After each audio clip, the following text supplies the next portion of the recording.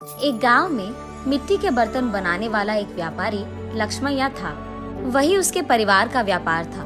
मिट्टी से खाने के बर्तन, भगवान के लिए दिया, मटके, पानी पीने वाले बर्तन, पशुओं के लिए बर्तन, अलग प्रकार के भगवान के मूर्ति, खिलौने बनाते हुए वो जी रहा था। लाभ ना आने के बावजूद और उसके बीवी बच्चे के हमेशा ना कहने के बावजूद भी वो उसी व्यापार में भरोसा रखता था। अलग प्रकार के मिट्टी के बर्तन बनाते हुए वो उसी काम में निमग्न हो जाता था। लेकिन समय बदल गया है। पहले की तरह कोई भी अब मिट्टी के बर्तन नहीं खरीद रहा है।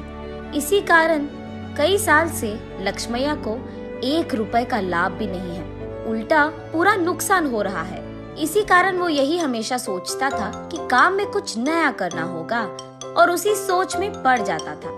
उसको कोई और काम ढूंढने के लिए और 4 रुपए की कमाई घर लाने के लिए कह कहकर थक गई है उसकी पत्नी अन्नपूर्णा। और उसके बच्चे, आज के दिन में कौन खरीदेगा पापा ये आपके मिट्टी के बर्तन? आप वो काम छोड़कर हमारे साथ शहर आ जाइएगा, वहाँ आपके लिए अच्छा काम हम ढूंढ कर रहेंगे। ऐसे भी बहुत बार बोलकर देख चुके हैं, फिर भी नहीं माने लक्ष्मैया, और इस कारण बच्चे लक्ष्मैया से कुछ कहना भी बंद कर दिए। एक दिन लक्ष्मैया धूप में काम कर कर के थक कर वही मौजूद मिट्टी के मटके में से पानी लेकर पी रहे होते हैं। हाँ, इस गर्मी के मौसम में ठंडे पानी के लिए मिट्टी के मटके रखते थे। अब न जाने क्या हो गया लोगों को, मिट्टी के मटकों को छोड़कर मिट्टी को खराब करने वाले फ्रिज और एसी से काम चला रहे हैं। और मुझे समझ में नहीं आता कि उनको मिट्टी के बर्तन से काम चलाने में क्या ही प्रॉब्लम है। ऐसे सोच में पड़ जाता है और अचानक उसे एक योजना सूझती है। तुरंत उसके बीवी के पास जाकर ऐसे कहता है, सुनो, मुझे एक अच्छा योजना सूझा है। क्या है वो? अगर हम मिट्टी से फ्रिज तैयार करें तो कैसे रहेगा? लगता है मिट्टी में काम कर करके आपका दिमाग भी मिट्टी का बन गया। अरे, ऐसे क्यों कह रही है? तो फिर ये कैसी बात हुई? मिट्टी से फ्रिज कौन बनाता है? पागल हो क्या तुम? अरे, ये बेवकूफी की बात नहीं है। सोचो एक बार, मिट्टी के मटके में कुछ भी रखो तो ठंडा रहेगा ना। तो फिर अगर मिट्टी से हम फ्रिज बनाएंगे तो उसमें भी चीजें ठंडे ही रहेंगे ना। चलो आप यहाँ से, मेरी बात कब मानते हो वैसे भी। चलो जाओ तुम यहाँ से, जो करना है कर लो। ऐसे कहकर अन्नपूर्णा वहाँ से चली जाती है। अगले दिन लक्ष्मैया बहुत कोशिश करके एक छोटा सा मिट्टी का फ्रिज बनाता है।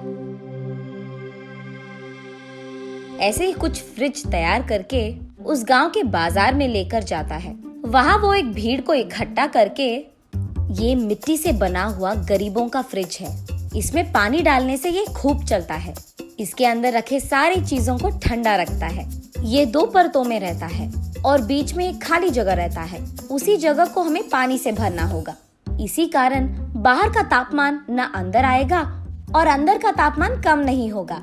ऐसे वो उसके हाथों से बनाए हुआ मिट्टी का फ्रिज कैसे चलता है ये भीड़ को समझाता है। और क्योंकि उस भीड़ में से कुछ लोगों को ये बहुत अच्छा लगता है, वो लक्ष्मैया के पास फ्रिज को खरीद कर वहाँ से चले जाते हैं। बाकी फ्रिज को लेकर लक्ष्मैया घर पहुँचता है। उस दिन के कमाए हुए पैसों को उसके बीवी के हाथ में रखता है लक्ष्मैया। उन पैसों को देख आश्चर्यचकित होकर अन्नपूर्णा ऐसे कहती है, क्या इतने पैसे मिले आपको इस बार? आज गरीबों का फ्रिज कुछ बिक गए।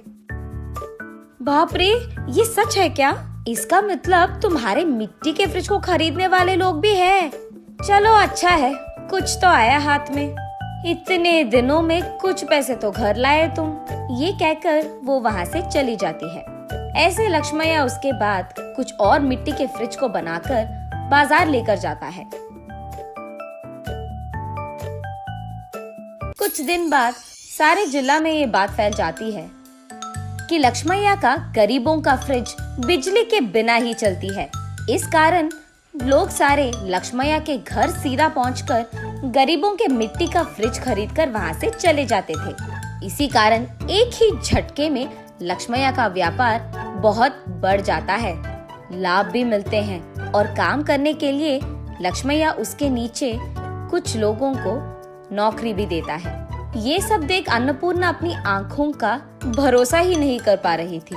शहर में कुछ तो भी काम करवा देंगे आपसे, कहने वाले उसके बच्चे भी आज लक्ष्मैया के हाथों से बनाए हुए मिट्टी के फ्रिज को शहर में बेचने की व्यापार शुरू करते हैं।